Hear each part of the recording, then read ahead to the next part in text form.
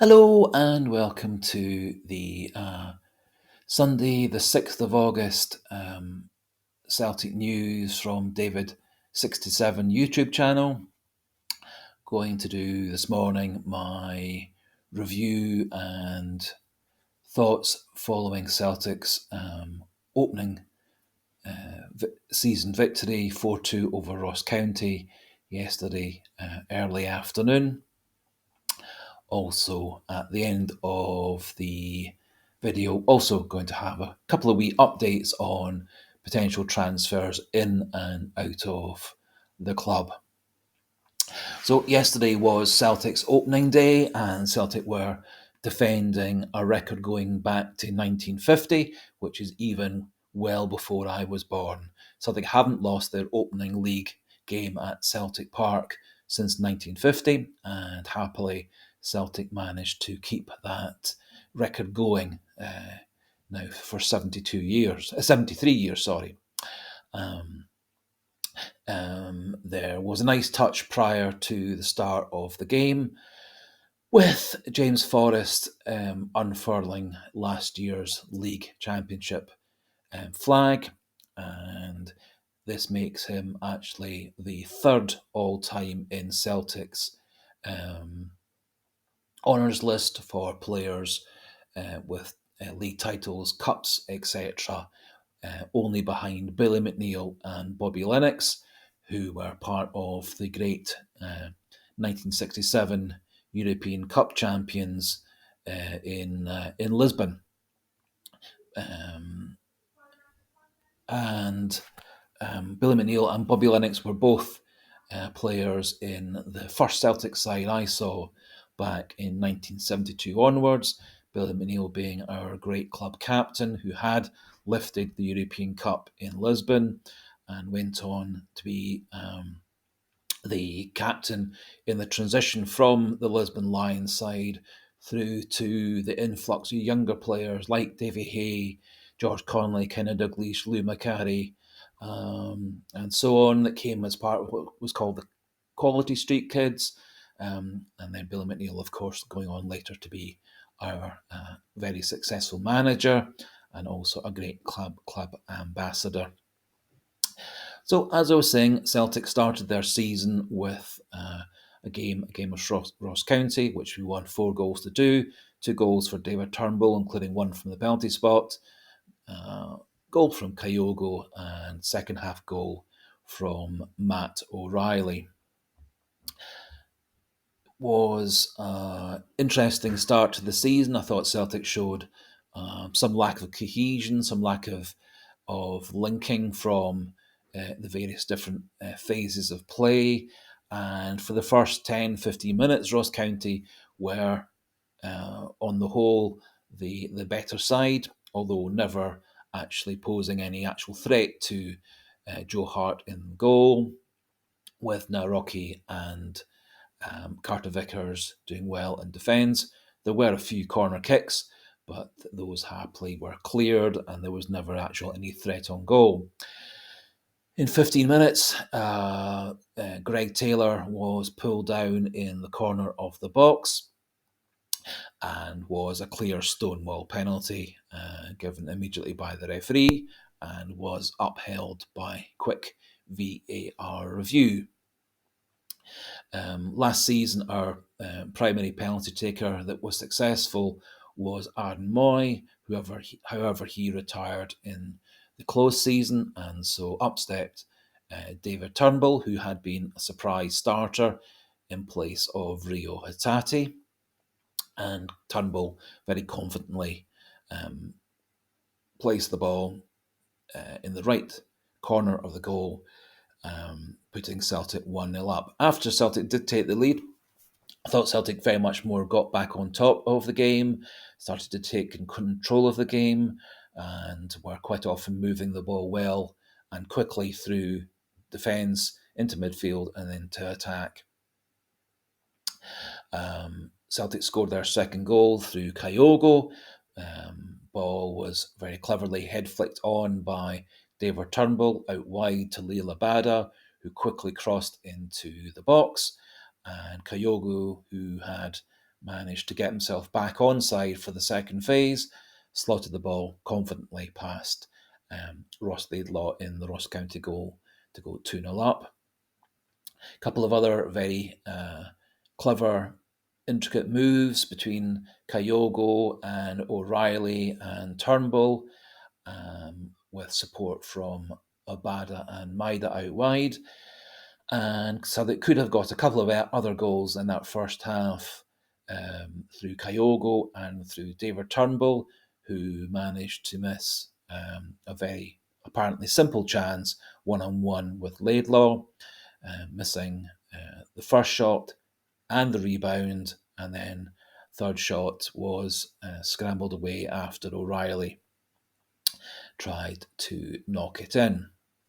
Celtic did score their third goal of the first half in around about 41 minutes. Clever move between Kyogo and O'Reilly, with O'Reilly overlapping, getting to the byline, clipping it back to David Turnbull at the far right 6-yard box corner, and he forced the ball in past the covering Ross County defender and goalkeeper to put Celtic 3-0 up at half-time. Ross County, in the later part of the half, started to get more scrappy, started to commit quite a number of fouls. Thought their player Danda was rather lucky to escape with only a warning for his tackle on Anthony Ralston near the halfway line. And both of Ross County's centre-backs, Baldwin and Nightingale, were yellow carded in the first half. 3-0 lead at half-time, I think, was a well-deserved lead for Celtic. And after the scrappy start, Celtic were deserved to be in charge. And certainly one of the great parts of being a championship winning side, a successful side, is often playing well and winning when you have started poorly or have started under pressure. And for the first 15 minutes or so, I think Ross County were the better side, the more dominant side. However, Celtic's better skill, better players took charge later in the game. Second half started well with chances for Maeda and Kyogo. However, following a corner kick for Ross County that wasn't cleared by the defenders or by Joe Hart, Ben White at the back post for Ross County nodded the ball across just under the bar and just over Kyogo's head at the back post. I thought this was a goal very much for which Joe Hart was to blame. Celtic's defence from high balls, from corners and free kicks into the box, and from long throws was a little bit disjointed and disorganised, and I didn't feel that Joe Hart took control of the 6-yard box properly for corners and high balls into the box. And for me, this was a very avoidable goal for which Joe Hart, for me, was primarily to blame. However, Celtic restored their 4-1 lead later in the half. Nice move with Kyogo and O'Reilly 1-2ing, with Kyogo spinning a pass into O'Reilly, who ran behind the defence and struck a very powerful right-footed shot high into the goal, restoring Celtic's deserved 3-goal lead. Later in the half, interestingly, when Abada suffered hopefully a minor injury, Brendan Rodgers substituted Abada and Kyogo, bringing on Yang and Forrest, and moving into the centre, working through the middle, was Dies and Maida. Thought Yang and Forrest both played well, having come on, with Yang showing a lot of promise down the right side. And in fact, with around about 4 minutes to go, Yang broke down the right side, crossed into the box, and Forrest from around about the penalty spot had a shot on goal, which Laidlaw did well to save. I thought it would have been actually a very fitting end to the game for James Forrest to score yet again for Celtic, keeping up his record of having scored every year for Celtic. Um, and Forrest actually played surprisingly well on the left side, having replaced Dyes and Maida on the left side. Earlier in the half, Nawrocki was replaced by Starfelt and Turnbull by Hattati. I think actually when Hattati came on, Celtic looked more organised, better linking up from the back four to midfield, with Hattati supporting McGregor much more in the linking play, which I think made Celtic look more fluid and better organised after Hattati came on. Thought Nawrocki made a good debut for Celtic, worked well with Cameron Carter-Vickers, and it looks like they formed a good partnership. Starfelt did come on around about the 60-minute mark and looked his usual self. However, the rumours are that Starfelt is on his way out of the club. Unclear whether this was in relation to the signing of Mike Nawrocki from Poland, or whether this was already in his plans, as was reportedly a little unsettled at the end of last season, as his partner Jacinta, who played for the Celtic women's team for the last 2 years, had left the club. I will mention further at the end of the video the more up-to-date information on the likely team for Starfelt to be transferred to, which appears to be in the planning for next week. Celtic started in more of a 4-2-3-1 formation, with Turnbull surprisingly in place of Hattati, Ralston playing at right back, and Nawrocki rather than Starfelt in central defence, with that change from the expected lineup making sense if Starfelt is on his way out of the club. Going through the performances, I think Celtic's two best performers were Kyogo and Carmen Carter-Vickers, with Matt O'Reilly close behind.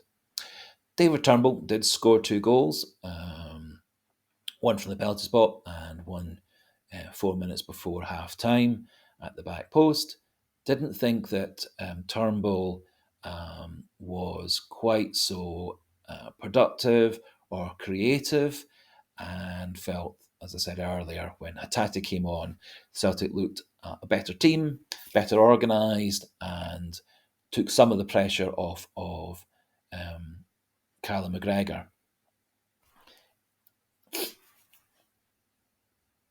The back four and Joe Hart looked rather disorganised, as I was saying, for corners and high balls and long throws into the box. And also, Ross County did a good job of pressing Celtic's defence to prevent quick movement of the ball from defence to midfield and into attack. And Joe Hart was rather lucky when he and Carter Vickers had a mix-up on the edge of the box, which allowed Simon Murray through on an apparent open goal. However, he fell over whilst trying to catch up with the ball, which went out for a corner kick, although it would appear that the Celtic players had not touched it. A couple of other times, Joe Hart looked rather confused, uncertain of where to release the ball to. Um, and I feel this is something Celtic will need to improve over the next few weeks, as it's likely in all our Scottish matches, including our games against Rangers, the forward players from the opposition are going to try and slow down the movement of the ball from back to front for Celtic. There did seem to be one or two little tweaks from Ange Postecoglou's favourite 4-3-3 formation to a more 4-2-3-1. I thought Celtic overall did actually manage to get the ball forward quickly. A couple of times did put long balls over the top for Kyogo and Maida to run onto.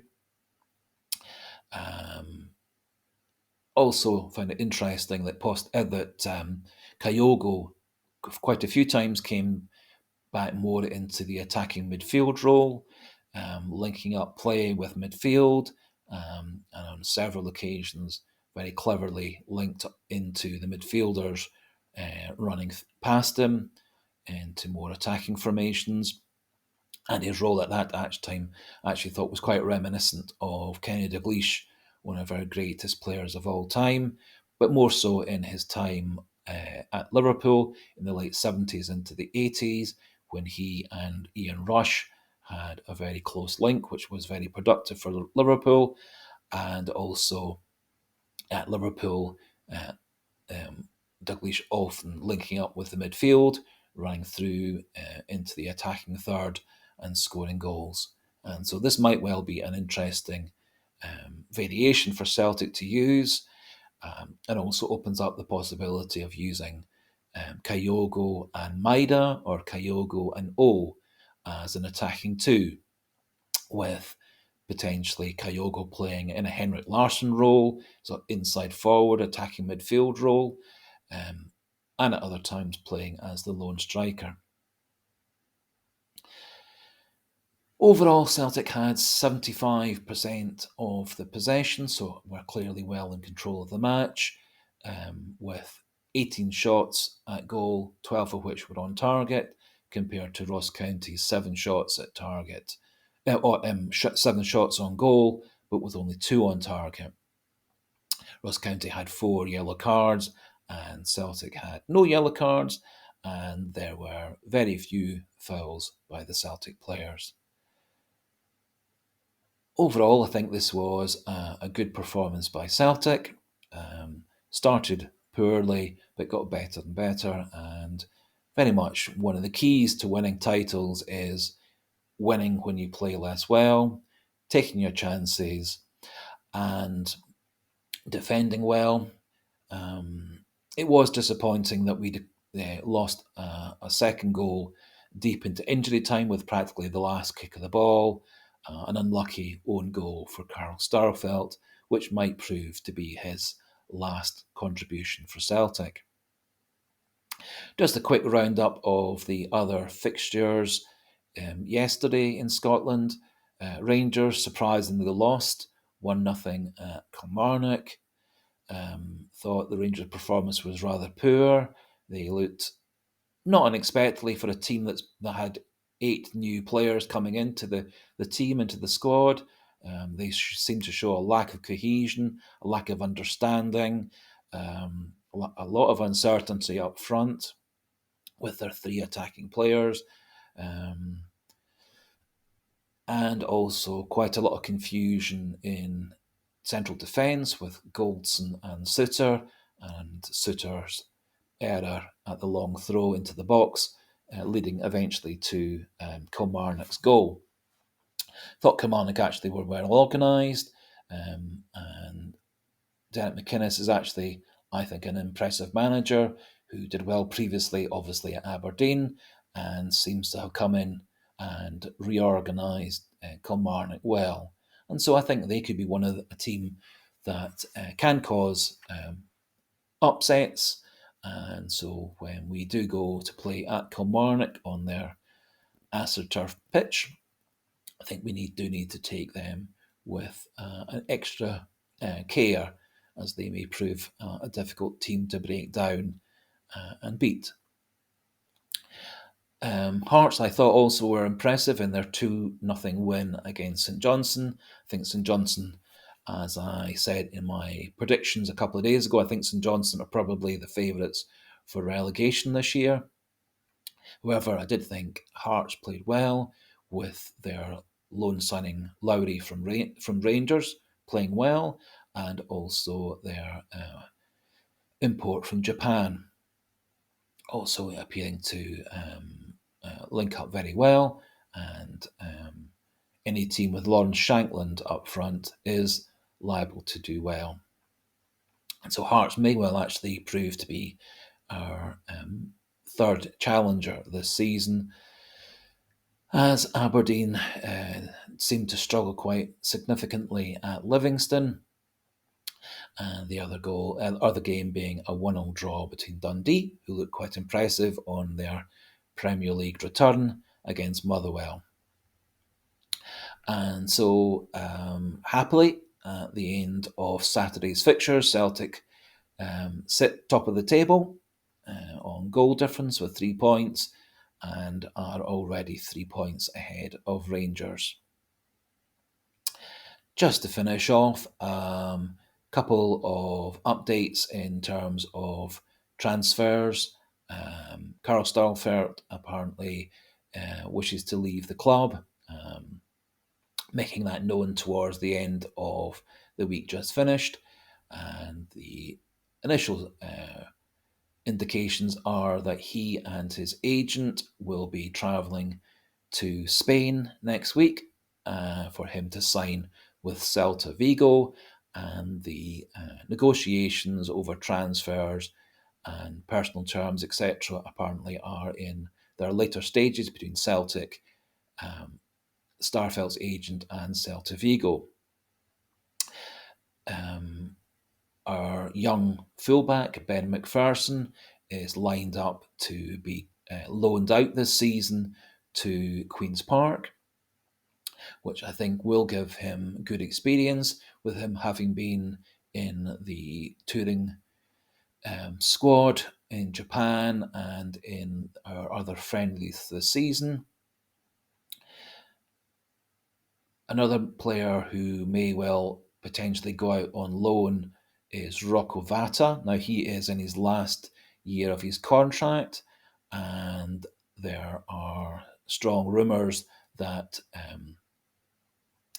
Serie A teams such as Torino and several of the Premier League sides are scouting Rocco Vata at the moment, and it would be disappointing if Rocco Vata was allowed to leave the club, similar to Ben Doak and Morrison, who last season went off to Liverpool and Bayern Munich on transfers, where we were paid compensation, but nowhere near their actual value. And so I would hope in the next few weeks that Celtic try to sign Rocco Vata for the longer term at Celtic, because he is a very promising young player who has played very well for the B team in the Lowland League, and did make a few first team substitute appearances last season, along with Summers. I would also be expecting over the next few weeks that several of Celtic's young players are loaned out, similar to the way McPherson's being loaned out, to Premier League sides or Scottish Championship sides, or even down to the lower leagues in England, which of course worked previously very well for Callum McGregor at the very start of his career. One final piece of transfer rumours gossip is that Celtic have been linked with Tommy Doyle of Manchester City. Tommy Doyle played apparently very well on loan last season at Sheffield United, who became promoted to the Premier League last year. last season, and will be starting this season in the Premier League.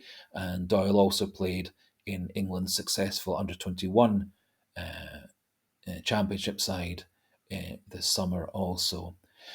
Current feelings is that Tommy Doyle would come on loan with a view to transfer, but only if Celtic lose any of their current midfield players, with ongoing rumours of Hattati possibly moving to Spurs or off to the Saudi Premier League. And so hopefully the fact that Turnbull started in place of Hattati yesterday isn't an indication of his imminent transfer away from Celtic Park. So overall, a very positive start to the season. Celtic scoring 4 goals and 3 points. So I did get the victory correct. I got the number of goals correct, but was not expecting us to get up 2 goals. Also, very positively, a 3-point lead over Rangers already, and I do think they will struggle in the first few weeks of the season, having made so many changes to their team. I think Celtic have incorporated the new players, adapted to the new formation under Rodgers very well, and so I can see us hopefully over the next few weeks building up a strong lead over Rangers and over our other challengers. So I think we'll leave it at that point there. Further updates from of Celtic news from the David67 YouTube fan channel tomorrow and through next week. And so goodbye and see you next week. And just one final thought, remember, like and subscribe, and do add comments in the comment section of any areas you wish me to cover or any positive or constructive feedback. Okay, bye now.